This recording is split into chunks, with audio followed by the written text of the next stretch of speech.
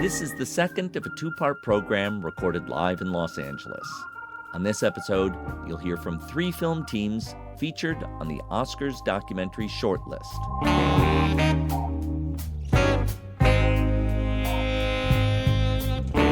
I'm Thom Powers, and this is Pure Nonfiction.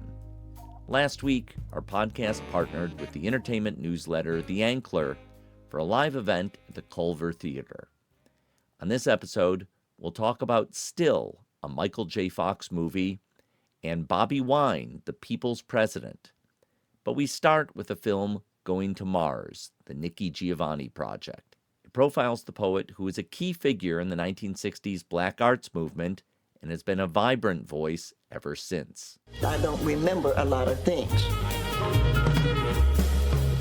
But a lot of things that I don't remember, I don't choose to remember. Childhood remembrances are always a drag if you're Black. I remember what's important, and I make up the rest. That's what storytelling's all about. The directors are Joe Brewster and Michèle Stephenson. They have extensive filmmaking careers, both as individuals and as collaborators. Among their films is American Promise, a longitudinal study of their son and his friend experiencing New York's educational system. This year, they also directed the short Black Girls Play. On Going to Mars, they teamed with producer Tommy Oliver, who joined them for this conversation. So, Joe and Michèle, what did Nikki Giovanni mean to you? Everything. You know, she's unapologetic. And she has an agency which you don't often see in Black celebrities. And so for us, it was motivation, not only to make the film, but for our careers. I remember her when I was growing up in Los Angeles, hearing that poem. You don't see it. You should watch the film. It's an amazing film. Quoting the Black Eyed Peas and realizing my folks have done some shit in this world, and I should be proud of that. For me, you know, I first encountered her work when I was coming of age in college. And so it was a time of discovery. I was grasping for a sense of self, and she influenced me along with a whole sort of cohort of Black women, writers, poets, activists. And so she was seminal in my own understanding of who I was and my purpose in life. So it's been a true gift to be able to spend 7 years with her in this process. And so, Tommy, coming aboard this project as a producer, what is it about Joe and Michèle's work and ability to bring this story to life that attracted you? It was a joy working with these two and being able to understand their love of craft and how meaningful somebody like Nikki was to them, but to the community at large, and their incredibly specific, beautiful, bold take on somebody that is incredibly specific and bold and so nuanced. It was just a fun thing to be around in any capacity. I could have been carrying water and I would have been happy to have been around just to experience such pure love and seeing that love born out on screen in the way that it was. So, Joe and Michèle, we see in the film that Nikki has certain boundaries. There's things that she says she doesn't remember. There's things that she plain doesn't want to talk about. So how did you navigate that to bring forth the story you wanted to tell and work around the things that she didn't want to go to? We've never been involved in a film where there weren't boundaries. And it's our job to make a decision whether we wanted to overcome those boundaries or look for another way to tell the story. And so that's what we mean by craft. So there is nothing that she said and did in terms of setting limits that was surprising. Sometimes they don't set the limits and they show up 3 hours late for the shoot.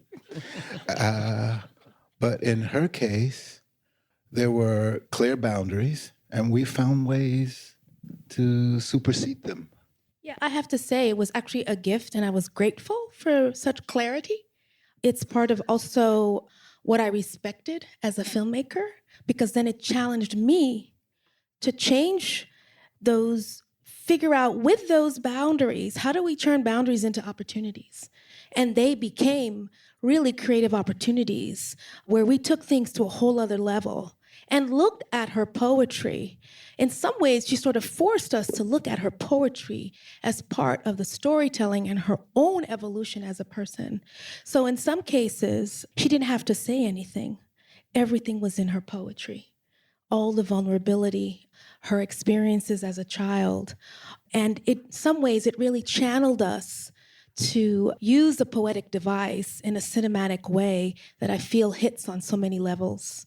So I'm actually grateful for her boundary setting, and it's an example for me in terms of how I live my life, and even as an artist as well and storyteller. Tommy, can you reflect on the visual eclecticism in this film? There's archival footage, and even when interviews are shot with Nikki, there's a very deliberate visual approach, and then there's space footage, and I mean, you can just feel like an editor and the whole film team having a lot of fun, like you said before. But can you talk about the freedom that was at play in this film? I can, but I think they can do it better, and I think that it's.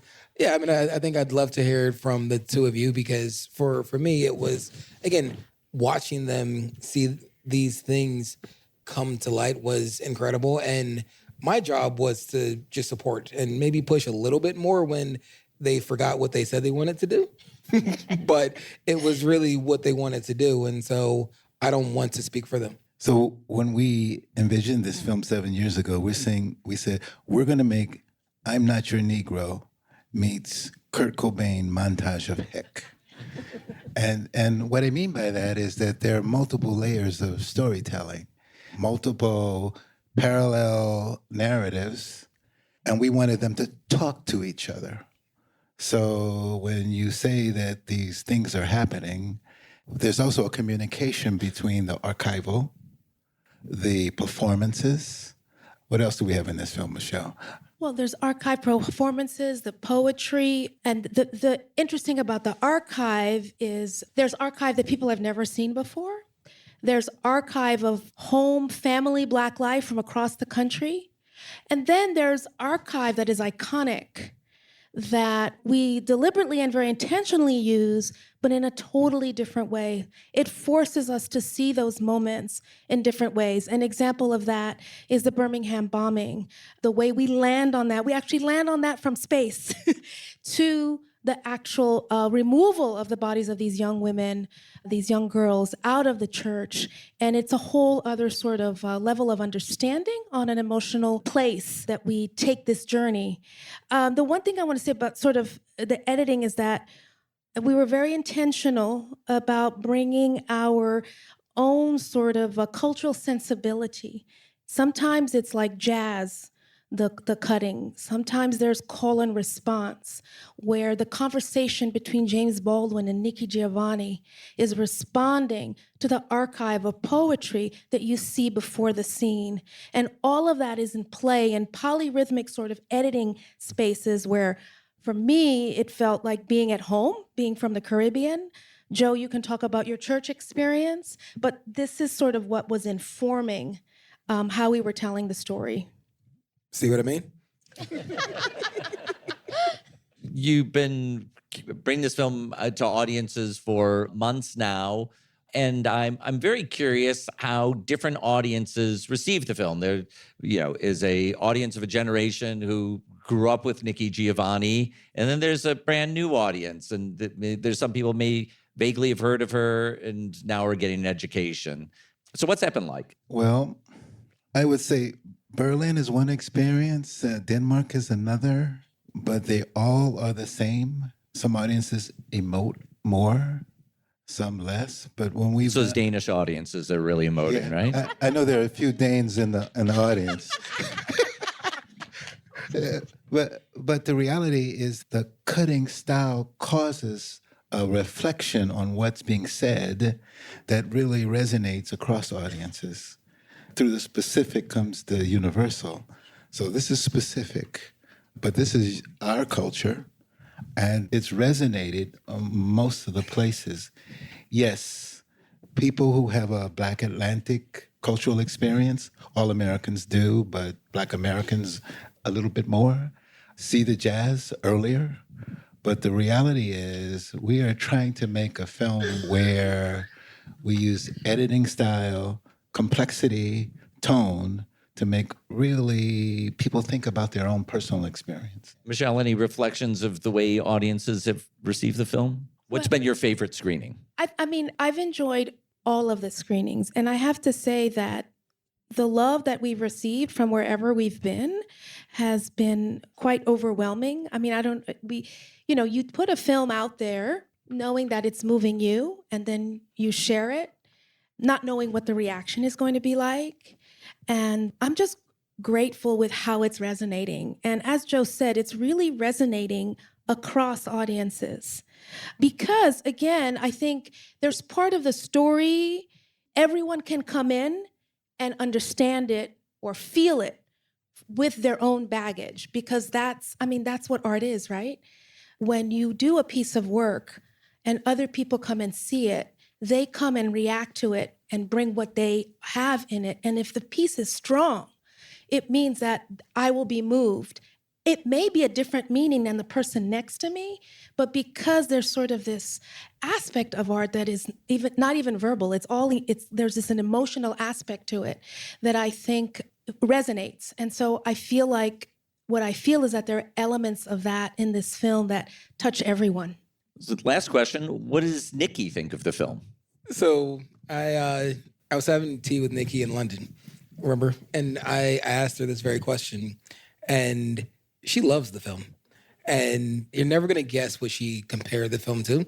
I'm not going to tell you why. You're going to have to watch it and figure out for yourself. But you know what she said?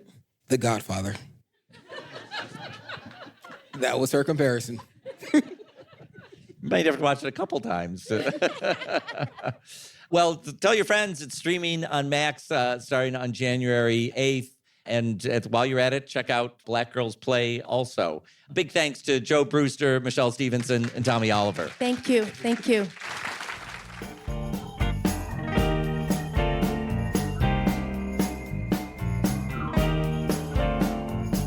Next up is Still, a Michael J. Fox movie about the actor who rose to fame in the 1980s in TV and film roles such as Family Ties and Back to the Future. Around the age of 30, Fox began to show signs of Parkinson's disease, a condition that he concealed for many years before going public in 1998. Since then, he's used his prominence and humor to take away social stigma from the illness. The film covers his highs and lows. The director Davis Guggenheim has a prolific career, including An Inconvenient Truth, Waiting for Superman, and He Named Me Malala. For our conversation, he was joined by his Irish editor, Michael Harte, whose credits range from 3 Identical Strangers to Don't Fuck with Cats. For this project, Harte took inspiration from the fiction film starring Michael J. Fox. He used that footage to illustrate the actor's memories. Harte explained to me and Davis why this project had special meaning for him. Well, look, I don't know if many of you have seen it, but, you know, in a film that's about being true to yourself and honesty, I think I'll be true and I'll be honest and say I was obsessed with Michael J. Fox when I was young. I mean, I used to live in a small town in Ireland and I had a small video shop and I would go in every day and I would rent a VHS back in the day.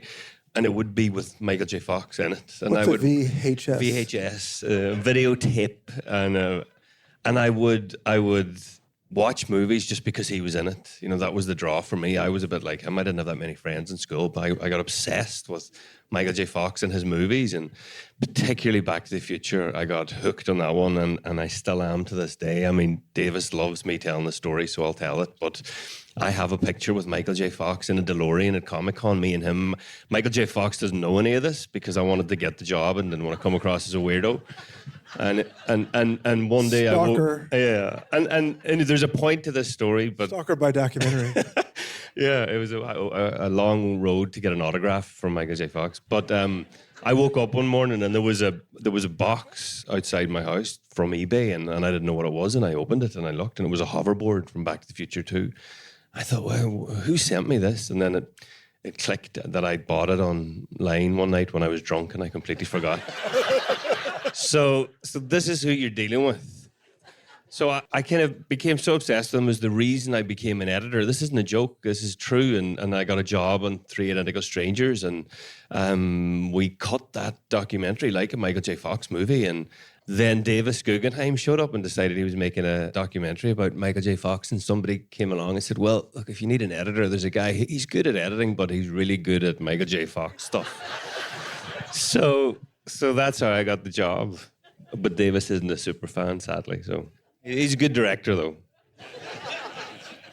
So what was your entryway into the project, Davis? So for me, I have to say it was maybe the lowest moment of my life, other than my father passing away. It was during COVID.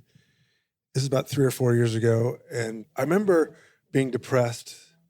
And looking back now, I can see that I was depressed, but I didn't know what depression was. I'm a pretty upbeat person. But I remember sitting in the dark on the couch and watching my family having a great time laughing and going, why can't I even go to that table and find joy with the people I love? And that's just the state I was in when I read an interview with Michael. And I was just reading the New York Times, and he told this story about this fall he had. He was late for a Spike Lee movie. He just recovered from a surgery and this terrible fall, and he fell so badly he had broke his shoulder, and he couldn't reach the phone to call an ambulance, and he was more worried about actually calling Spike Lee and saying he wasn't going to make it.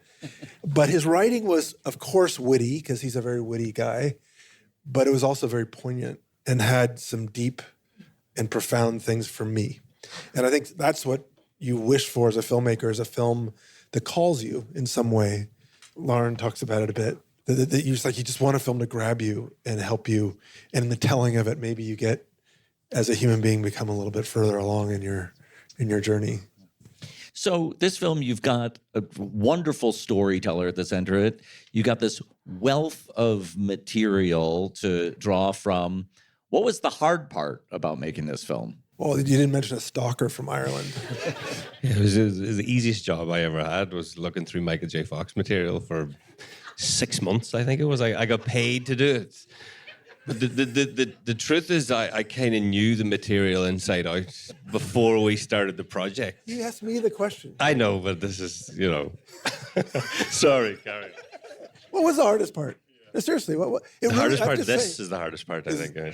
Well, we did, actually, the truth is that, it's sometimes when you're complaining to friends when you're making a movie, you're saying, well, God, it's awful. I'm having this argument with this person, and I'm having such a terrible day at work.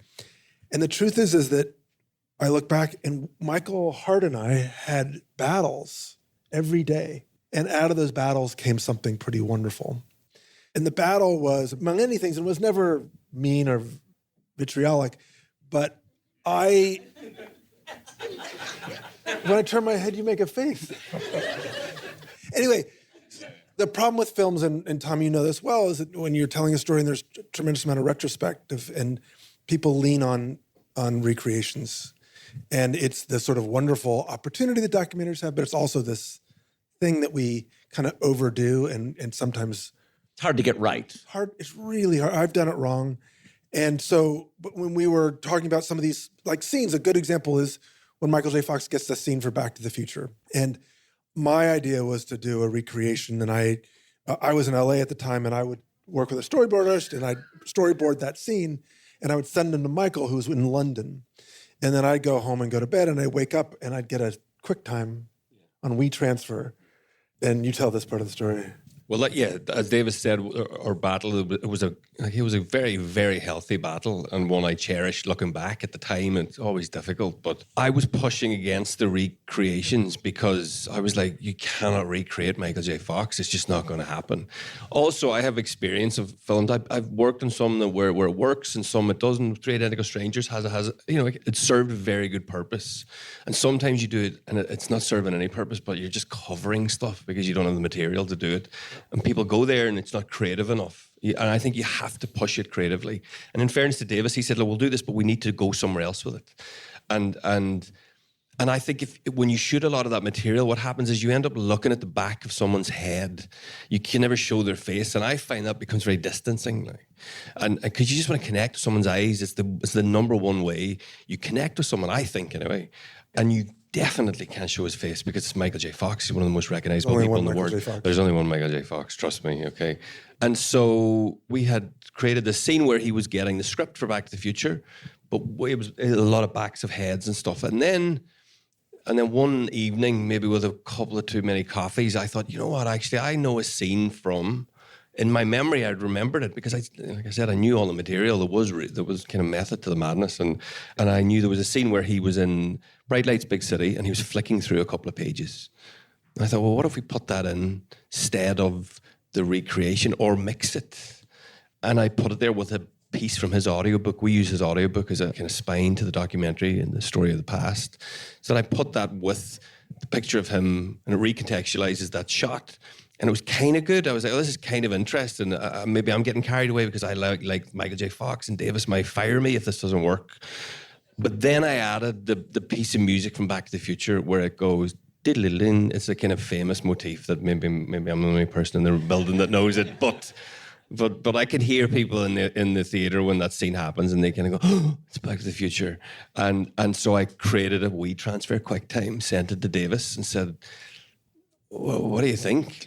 And Davis was like, "This might be. You may have cracked the code, or we have cracked the code." And then we went on this mad journey of creating these scenes together, where he would create these scripted scenes, and I would do stuff with archive, and we'd go back and forth, and it became kind of magic. But the main thing was you could see his face. You could connect to Michael J. Fox, and you see him all the time. And that was the key for me, was just to see his eyes, and it wasn't an actor, it was him. So, yeah. Davis, when you're interviewing Michael J. Fox, now he's written his memoir, you've got the audiobook, but you need to bring something else out from him in the interview. What was that process like? Well, this is how dumb I am. I told this to Michael. It's like, no interviews in this film at all. Remember that? And we went like 3 or 4 months editing, and then I was shooting something else, and this cameraman, the great Claire Popkin, who did Free Solo, he set up this shot which I'd never seen before. I'm like, I'm old, I've done everything. And it's like, no, there's this shot where you put the camera right here. So Michael is you, and I'm me, and the lens is right here. And unlike Errol Morris, where you do the Interrotron, some of you know, where you're looking through a mirror and it's very distancing and you can't look at someone in the eye. You could be right here. And I go, you can do that? And I go, let me just go once and just interview Michael J. Fox once. So we went to his office. It's the one interview in the whole movie. And he's obviously had Parkinson's, and it was unclear whether he could be himself. And clearly in those days, he had good moments and bad moments. And we just sort of like set up the camera and just waited all day until he was ready. And then he sits down, and it was incredible. And the conversations that we had, I think, made the movie. He was just so vulnerable and open. And I know, Thom, you're such a champion of documentaries. I mean, for those of you who don't appreciate, you've carried all of us for so long, and all your work in docs and championing us. And it's just so wonderful. And the thing to me is, like, I'm watching a documentary, is this person opening and telling me everything? And my wife and I will watch a documentary and be like, I didn't really like that answer. And that sounds like an answer a publicist would write for a character, or they're hedging, or I can see in their eyes they don't believe what they're going to say. And for me anyway, I felt like Michael was just himself and had nothing to hide. In fact, there was this moment when we showed him the film, and it's always this nerve-wracking thing. And we always show the subject the film, and the lights come up, and I said, what do you think? He goes, that scene where I'm on Family Ties and I'm acting like a total asshole? I'm like, oh no, this is the moment where he, tells me that he's going to ask me to cut something from the movie. I had Final Cut, but I was like, how do you say no? And he said, how did you find that? That's awesome. And that's unusual. It's very unusual for a character to say, I'm here, this is me. I'm a flawed human, and that's the true element of my life that must be in this movie. And that was him. And that's what you see in the interviews. So, Davis, you described beginning this project at a personal low moment for you. What did the making of the film do for that? Michael wrote in his book, he wrote this line, Parkinson's is a gift that keeps on taking. And I remember circling it, starring it in the book and sending it to you, and we never put it in the movie. Somehow, maybe it was too much to say it so directly, but to me, that was a sort of an amazing, first of all, it was like, God, that's a clever turn of phrase. But now I realize that after being with him and he's broken both wrists, both shoulders, bones in his face, pins in his face, pins in his hands, countless emergency rooms. I see how Parkinson's has taken from him. But what I realize is that it has given him this gift that sometimes our gratitude comes when we're most fragile, that we appreciate life when it is most ephemeral. And that's what I take away from it. I don't have Parkinson's, thank God. I do feel my fragility getting older, and I see my kids getting older, me becoming less and less relevant. But I just see his optimism that is truly earned, not this kind of, superficial thing that you might see somewhere else. He is truly wise. And so I'm lifted by him, truly. Well, it's such a pleasurable film. It's on Apple TV+. Thank you to director Davis Guggenheim and Michael J. Fox superfan, Michael Harte.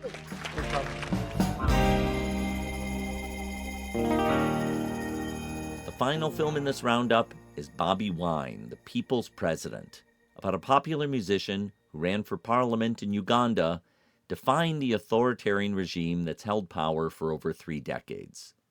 Ugandan filmmaker Moses Bwayo followed Bobi Wine's career over several tumultuous years that included the singer being arrested and brutalized as a political prisoner. It was highly dangerous work.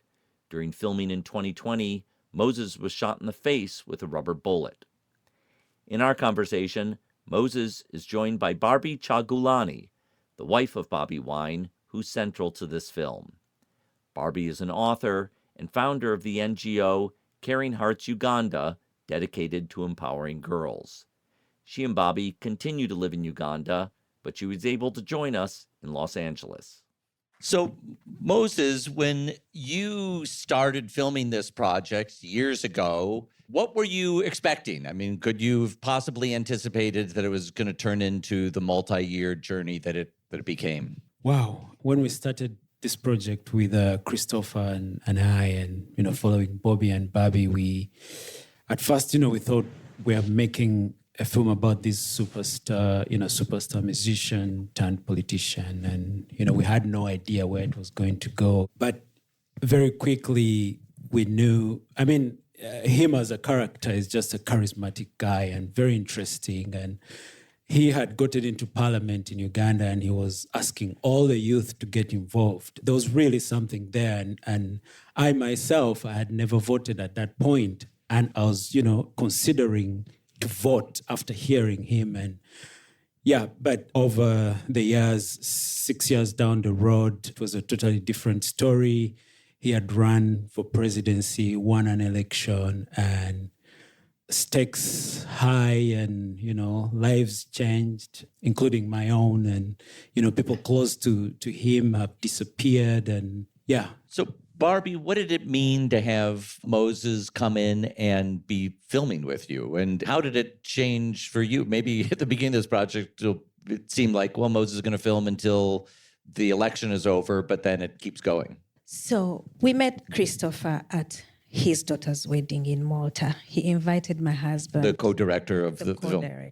He invited Bobi to sing at the daughter's wedding because he's a musician. That's what he does for a living. So we had just come from an intense election. He was voted MP. So he carried me along just for a whole holiday. And Christopher said he had something interesting. He said, we have a plan. I don't know if you'll accept, if we could just have cameras follow you around and your wife. He made it very simple. It sounded like it was just like compiling our lives, and then maybe in future when our children are 50, they'll just look at us and themselves, and it's for the memories. And we said, why not? it's good. Let's do it. So we had journalists who were not from our country filming. That was like some kind of indicator that it wasn't really small. Then along the way, Moses came in. Now, Moses was different. Moses gelled in so well that we forgot that we had a cameraman in our home. For all those years, we didn't notice how much he was collecting. In the end, he had over 4,000 hours of footage. And looking at this film just shows us how much access these people had. We did not know it would come out this way, and we were not threatened by the camera because we had been in the limelight at a certain level. But seeing it today just scares me a lot because a camera can actually keep so much of you. Yeah. So there is a lot of danger and conflict around the attention Bobby's received that continues to this day. As I mentioned in my introduction, Moses, you took a rubber bullet in the face in the making of this. How did you face the danger in this? So in the beginning, the violence was mainly meted upon the politicians, upon Bobi Wine, his family, and those close to him. People being kidnapped and disappearing, but towards the election, almost midway the journey, this violence started being meted upon journalists and civil society as well. The military started targeting journalists. Right. Military, police, the whole government. Apparatus, yeah. And it was indiscriminate, But I had noticed I had been identified because, as you'll see in the film, those two other cinematographers, both Caucasian guys, Michèle Sibiloni and Sam Benstead, they were on the project for a few months and they had to flee for their own safety. But more and more, I knew this was a task to accomplish, regardless of the violence, regardless of, the arrests and interrogation and being locked up in jail and all that. I knew this was a task to accomplish. And as we all know, documentary filmmakers, we make sacrifices to make these films. And not all of us get shot in the face, though.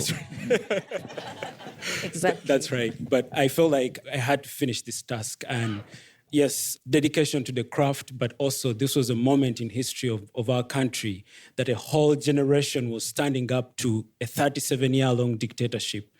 And being right there amidst this chaos was a blessing, And more, that's how I see it and that's how I've seen it.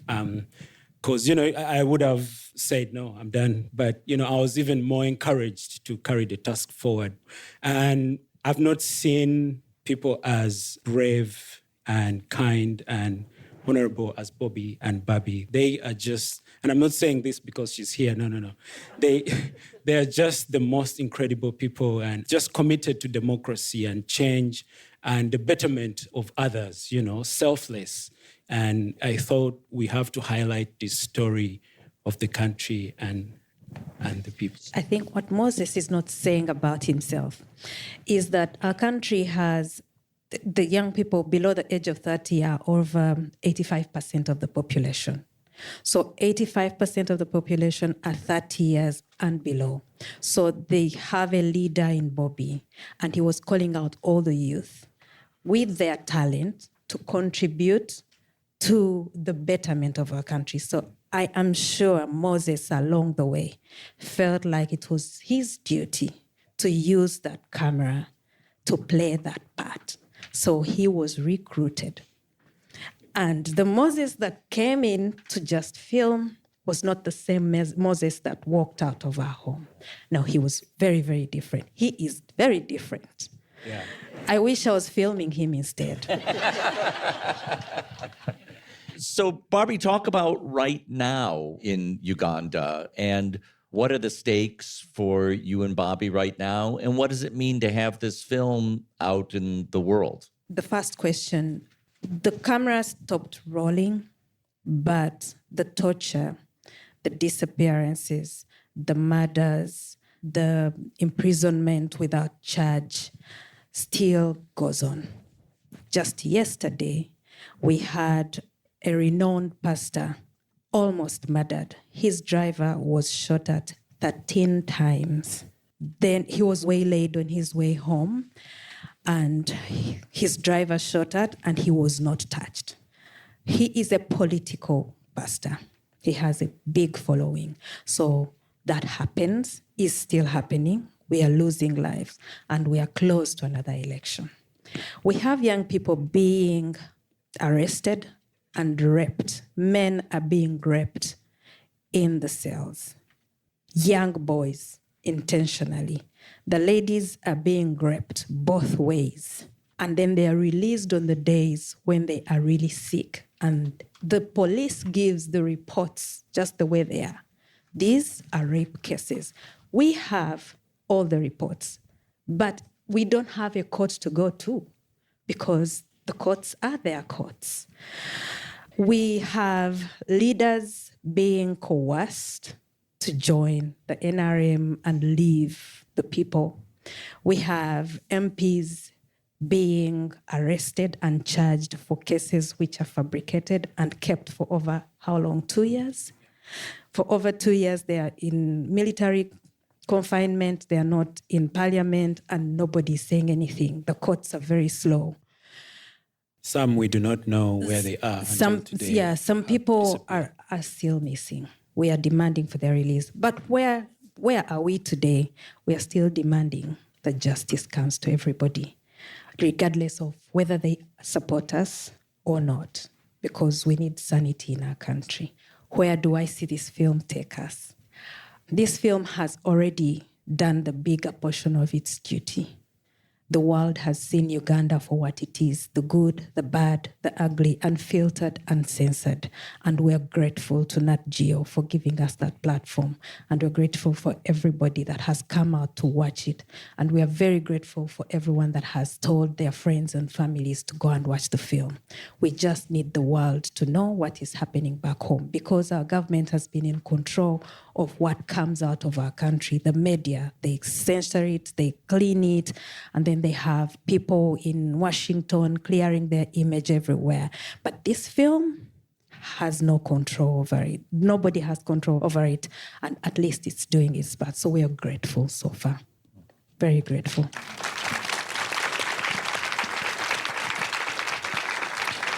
Barbie, for my last question, you have all this experience of standing up to an authoritarian government. Here in our country, we have an election later this year and wonder what kind of future we may be facing. I wonder what you tell young people about standing up to power that seems sometimes unstoppable. Okay, I do not have experience in facing authoritarian leaders. Nobody is experienced in that. You are just cornered in a place between a rock and a hard place, and you must survive. That's what is happening to us. We found ourselves there. We lived a decent life. My husband earned money from singing. It's just one day when he woke up and said, if it's not me, then who is coming for this man? I had nothing to do. I was recruited just like Moses.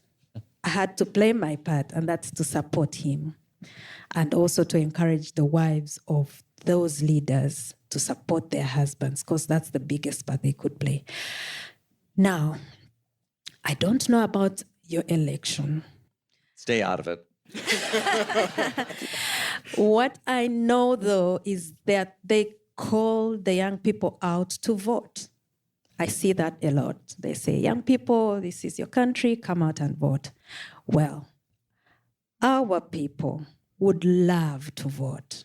The young people registered in huge numbers. The biggest voters in our country are young people. They wake up at 4 a.m. and line up in the rain, in the sun, just to place that ballot. But the election is rigged. The military packs at the electing polls. They intimidate everybody. They tear gas the voters. They even ride through the villages in the middle of the night looking at the registration, voters' registration, and picking out all the voters and keeping them in prison for the day so they don't vote. That's the difference between us and you people. But I believe that our young people really want the change that they deserve. And I would request all the young people to play their part. If you call the young people to go out and vote, they should go and vote because they are very lucky to have the democracy that they have today. We want to vote, but we are not allowed to vote. Yeah, that's the difference. So just in addition, this film essentially just tells you a little bit about what you could have if you don't take care of your democracy. Democracy is a very fragile system. And, there's a semblance of peace that exists in America. And it's very easy to, let it to the politicians, and I'm sure this has created a lot of apolitical people in this country. And I think that's a dangerous thing because as you see this film, what you see in there, that's what you get if you don't participate in your election. We've had Museveni for 37 years.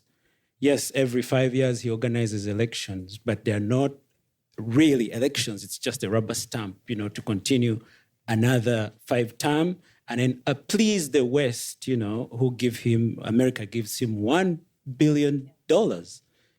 This country gives Uganda $1 billion every year. And some of this goes to the military, some of this goes to perpetrate these gruesome acts that are happening on Ugandans. And this is not the case for just Uganda. This is a case for many countries where today we see a rise in totalitarianism. So the good meaning world and those who love democracy should stand up. So we hope that you all can share this film with your friends and people you care about for them to understand a little bit of what's happening, outside of this country. Yeah, thank you. I want to thank the filmmakers in this episode, from Bobby Wine, The People's President, Still, a Michael J. Fox movie, and Going to Mars, the Nikki Giovanni project. See our show notes for more information about these films.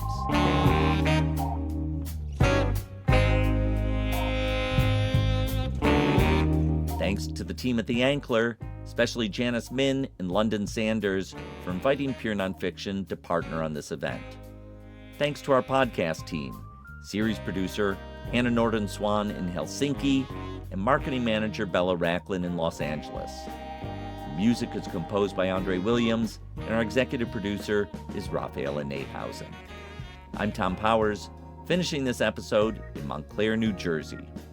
You can follow us on Instagram at Pure Nonfiction and sign up for our newsletter at purenonfiction.net.